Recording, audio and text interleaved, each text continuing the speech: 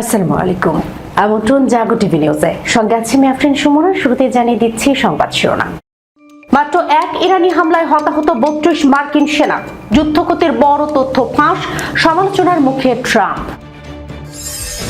Houthi যোদ্ধাদের হামলা, আতঙ্কে পালালো সৌদির তেলবাহী ৮ ট্যাঙ্কার। মধ্যপ্রাচ্যে তীব্র হচ্ছে সংঘাত, কুয়েত ও ওমানে ইরানের পাল্টা হামলা।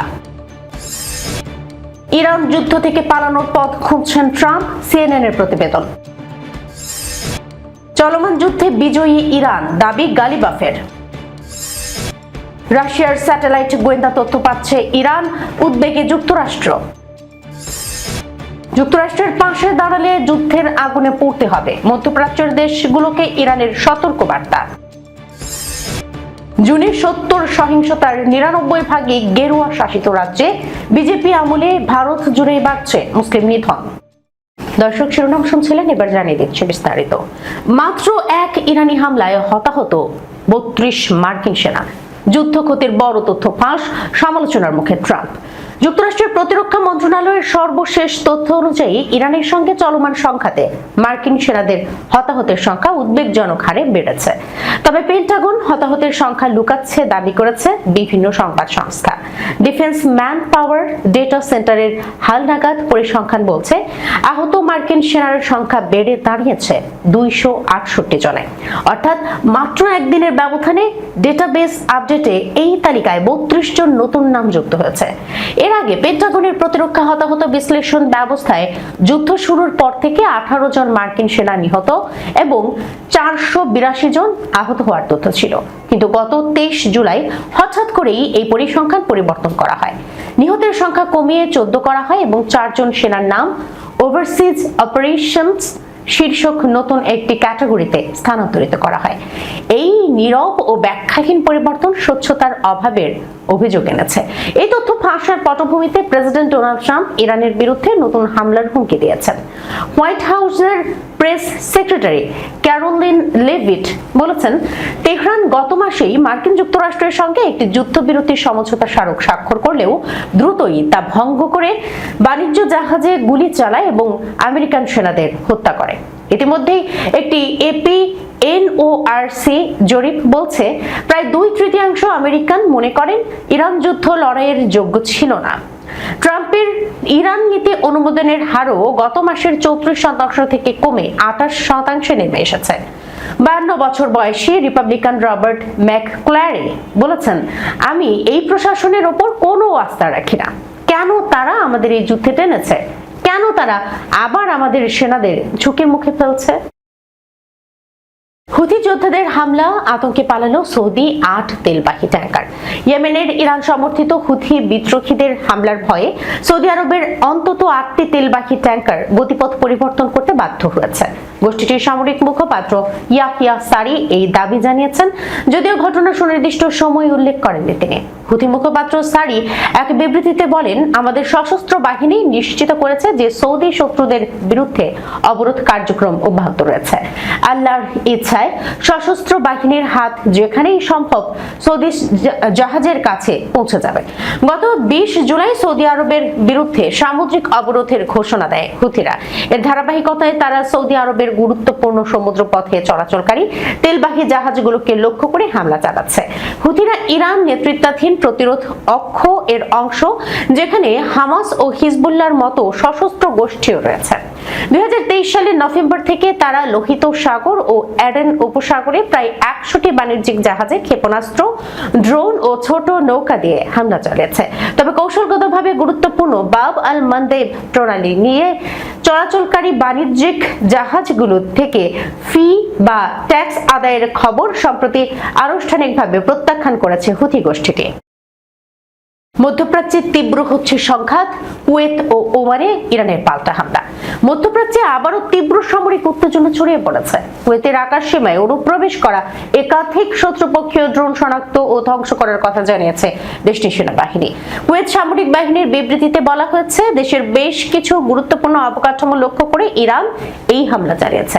তবে তাৎক্ষণিকভাবে ড্রোনগুলো ধ্বংস করতে সক্ষম হয়েছে কুয়েতি আকাশ প্রতিরক্ষা ব্যবস্থা। অন্যদিকে পুরো অঞ্চলে সংখ্যা সংঘাত ছড়িয়ে পড়ার বিষয়ে কড়া হুঁশিয়ারি দিয়েছে ইরান। দেশটির সর্বোচ্চ যৌথ সামরিক কমান্ডার সতর্ক করে বলেছেন, ইরানের বিরুদ্ধে যুক্তরাষ্ট্রের অব্যাহত সামরিক পদক্ষেপ আঞ্চলিক সংঘাতকে আরো উস্কে দিচ্ছে। মধ্যপ্রাচ্যের অন্যান্য দেশগুলোকে সতর্ক করে তিনি বলেন, কোনো দেশ যেন যুদ্ধের আগুনে ভস্মীভূত না হয়। এদিকে পারস্য উপসাগরীয় নিরাপত্তা পরিস্থিতির মারাত্মক অবনতির সংকেত দিয়ে ওমানের লিমা উপকূল থেকে 11 সামুদ্রিক মাইল উত্তর পূর্বে একটি অজ্ঞাত ক্ষেপণাস্ত্রের আঘাতে একটি বাণিজ্যিক তেল ট্যাঙ্কার ক্ষতিগ্রস্ত হয়েছে। একই সঙ্গে লোহিত সাগর ও সংলগ্ন জলসীমায় হুথি বিদ্রোহী গোষ্ঠী তাদের তৎপরতা বাড়িয়েছে। ইয়েমেনের ইরান সমর্থিত হুথিরা দাবি করেছে তারা সৌদি আরবের 8টি জাহাজকে তাদের গতিপথ পরিবর্তন করতে বাধ্য করেছে। সামরিক বিশ্লেষকদের মতে কুয়েতে ড্রোনের অনুপ্রবেশ, ওমান উপকূলে জাহাজে হামলা এবং হুথিদের তৎপরতা নির্দেশ করছে যে যুক্তরাষ্ট্র ও ইরানের মধ্যকার এই সংঘাত এখন গোটা মধ্যপ্রাচ্যকে এক ব্যাপক আঞ্চলিক যুদ্ধের দিকে ঠেলে দিচ্ছে। ইরান যুদ্ধ থেকে পালানোর পথ খুঁজছেন ট্রাম্প। সিএনএন এক প্রতিবেদনে জানিয়েছে, নানামুখী চাপের মুখে যুক্তরাষ্ট্রের প্রেসিডেন্ট ডোনাল্ড ট্রাম্প ইরানের সঙ্গে চলমান সংঘাত থেকে পালানোর উপায় খুঁজছেন। তাসনিমের উদ্ধৃতি দিয়ে পার্স টুডে জানিয়েছে, ডোনাল্ড ট্রাম্প এমন এক সময়ে ইরানের সঙ্গে যুদ্ধ অবসানের পথ খুঁজছেন যখন তিনি মধ্যপ্রাচ্যে যুক্তরাষ্ট্রের প্রধান মিত্রদের কাছ থেকে পরস্পর বিরোধী বার্তা পাচ্ছেন। সিএনএন প্রতিবেদনে বলা হয়েছে, একদিকে ইসরায়েলের প্রধানমন্ত্রী বেনিয়ামিন নেতানিয়াহু ইরানের বিরুদ্ধে চাপ অব্যাহত রাখা এবং আরো সামরিক বিকল্প বিবেচনার আহ্বান জানাচ্ছেন। অন্যদিকে সৌদি আরব উত্তেজনার হ্রাস এবং সংঘাত অবসানের উপর জোর দিচ্ছে। সৌদি আরবের প্রতিরক্ষা মন্ত্রী খালিদ বিন সালমানের এক অঘোষিত ওয়াশিংটন সফরে তিনি দেশটির যুবরাজ মোহাম্মদ বিন সালমানের বার্তা ট্রাম্প ও জেডি ভ্যান্সের কাছে পৌঁছে দেন। ওই বার্তায় রিয়াদ জানায় তারা ইরানের সঙ্গে চলমান উত্তেজনা কমাতে চায় এবং সংঘাত অব্যাহত থাকলে তা গুরুতর ঝুঁকি সৃষ্টি করতে পারে বলেই মনে করেন। এই বৈঠকটি ট্রাম্পের সঙ্গে নেতানিয়াহুর হোয়াইট হাউসে সাক্ষাতের একদিন পর অনুষ্ঠিত হয়। ওই বৈঠকে ইসরায়েলের প্রধানমন্ত্রী ইরানের সঙ্গে কূটনৈতিক প্রচেষ্টার সফলতা নিয়ে সন্দেহ প্রকাশ করেন এবং তেহরানের বিরুদ্ধে চাপ আরো বাড়ানোর সম্ভাব্য উপায় নিয়ে আলোচনা করেন। সিএনএনের মতে এই ধারাবাহিক বৈঠকগুলো যুক্তরাষ্ট্রের মিত্রদের মধ্যে ভবিষ্যৎ কৌশল নিয়ে মত পার্থক্য স্পষ্ট করেছে এবং ট্রাম্পকে এমন এক পরিস্থিতিতে ফেলেছে যেখানে তিনি সংকট থেকে বেরিয়ে আসার পথ খুঁজছেন। এদিকে ট্রাম্প এখনো একটি সম্ভাব্য সমঝোতায় পৌঁছানোর আশা প্রকাশ করে চলেছেন। তবে নেতানিয়াহু এবং সৌদি কর্মকর্তাদের সঙ্গে তার সাম্প্রতিক বৈঠকগুলো ইঙ্গিত দিচ্ছে যে ট্রাম্প বর্তমানে দুটি ভিন্ন পথের মধ্যে সিদ্ধান্ত গ্রহণে কঠিন সংকটের মুখোমুখি। একদিকে সামরিক চাপ আরো বাড়ানো, অন্যদিকে উত্তেজনা কমানোর পথে অগ্রসর হওয়া। ইরানের পার্লামেন্ট স্পিকার মোহাম্মদ বাঘের গালিবাফ দাবি করেছেন চলমান সংঘাতে ইরান বিজয় অর্জন করেছে। তবে এই সাফল্যকে দীর্ঘমেয়াদে ধরে রাখতে রাষ্ট্রীয় সক্ষমতা আরো শক্তিশালী করার উপর জোর দিয়েছেন তিনি। ইরানের আধা সরকারি বার্তা সংস্থা তাসনিম নিউজ এজেন্সির বরাতে জানা গেছে, পার্লামেন্ট কোঅর্ডিনেশন কাউন্সিলে দেয়া এক বক্তব্যে গালিবাফ বলেন, বর্তমান পরিস্থিতিতে জাতির সামনে একটি ইতিবাচক ভবিষ্যৎ গড়ে তোলাই সবচেয়ে বড় দায়িত্ব।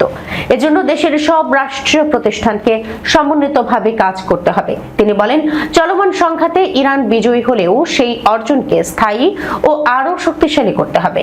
একই সঙ্গে তিনি জনগণকে ভবিষ্যৎ নিয়ে আশাবাদী থাকার আহ্বান জানান। গালিবাফ আরো বলেন, দেশের দায়িত্বশীলদের প্রধান অগ্রাধিকার হওয়া উচিত ইরানের সর্বোচ্চ নেতার নেতৃত্ব এবং রাষ্ট্র পরিচালনার সক্ষমতাকে আরো কার্যকরভাবে শক্তিশালী করা।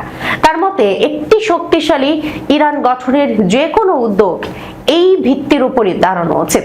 ইরান ও যুক্তরাষ্ট্রের মধ্যে সাম্প্রতিক সামরিক উত্তেজনা এবং মধ্যপ্রাচ্যের নিরাপত্তা পরিস্থিতির প্রেক্ষাপটে গালিবাফের এই মন্তব্য গুরুত্বপূর্ণ বলে মনে করছেন পর্যবেক্ষকরা। তবে তার বক্তব্যে নির্দিষ্ট কোনো সামরিক অভিযানের বিস্তারিত উল্লেখ করা হয়নি। তথ্যসূত্র দ্য ডন। রাশিয়ার সরবরাহ করা স্যাটেলাইট নজরদারি ও ইলেকট্রনিক গোয়েন্দা তথ্য ব্যবহার করে যুক্তরাষ্ট্রের সামরিক গতিবিধি সম্পর্কে আরো স্পষ্ট ধারণা পাচ্ছে ইরান। যুক্তরাষ্ট্র ও ইউরোপের কর্মকর্তাদের বরাত দিয়ে একটি প্রতিবেদন প্রকাশ করেছে মার্কিন সংবাদ মাধ্যম এনবিসি নিউজ। প্রতিবেদনে মস্কো ও তেহরানের মধ্যে নিরাপত্তা সহযোগিতা আরো গভীর হওয়ার ইঙ্গিত দেওয়া হয়েছে। এনবিসির খবরে বলা হয়েছে, রাশিয়ার এই ধরনের ইলেকট্রনিক গোয়েন্দা তথ্য ইরানকে গুরুত্বপূর্ণ সামরিক স্থাপনা রক্ষা, মার্কিন বাহিনীর অবস্থান শনাক্ত এবং ড্রোন ও ক্ষেপণাস্ত্র হামলার লক্ষ্যবস্তু আরও নির্ভুলভাবে নির্ধারণে সহায়তা করতে পারে। প্রতিবেদন অনুযায়ী এসব গোয়েন্দা তথ্যের মধ্যে রয়েছে স্যাটেলাইট থেকে সংগ্রহ করা তথ্য এবং ইলেকট্রনিক সিগন্যাল বিশ্লেষণের মাধ্যমে প্রাপ্ত তথ্য।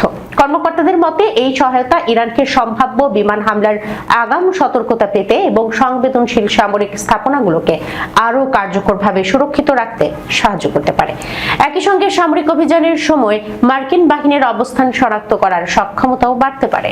প্রতিবেদনে দাবি করা হয়েছে, রাশিয়ার নজরদারি তথ্য ইরানের ড্রোন ও ক্ষেপণাস্ত্র হামলার লক্ষ্য নির্ধারণ আরও নিখুঁত করতে সহায়ক হতে পারে। এর ফলে সম্ভাব্য লক্ষ্যবস্তু আরও নির্ভুলভাবে চিহ্নিত করার পাশাপাশি উৎক্ষেপণ কেন্দ্র ও অন্যান্য সামরিক অবকাঠামো আরও ভালোভাবে সুরক্ষিত রাখা সম্ভব হবে। এর আগে রাশিয়া পশ্চিম এশিয়ায় মার্কিন বাহিনীর অবস্থান সম্পর্কেও ইরানকে তথ্য দিয়েছে বলে খবর প্রকাশিত হয়েছিল।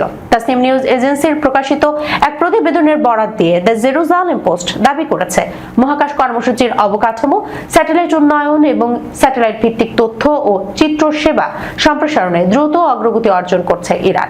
প্রতিবেদনে বলা হয়, স্যাটেলাইটের সঙ্গে যোগাযোগের সময় কমানো, কক্ষপথে পরীক্ষার কার্যক্রম আরও সহজ করা এবং স্যাটেলাইটের কার্যক্ষমতার মেয়াদ বাড়ানোর লক্ষ্যে ইরানের স্যাটেলাইট নিয়ন্ত্রণ কেন্দ্রের একটি নেটওয়ার্ক গড়ে তোলা হচ্ছে।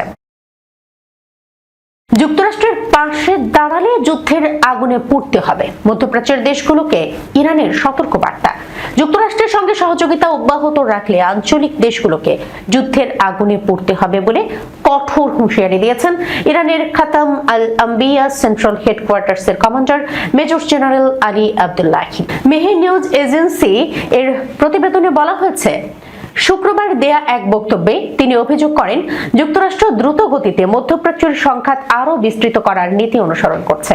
এর মাধ্যমে পুরো অঞ্চলে অবৈধ আধিপত্য প্রতিষ্ঠার চেষ্টা করছে ওয়াশিংটন।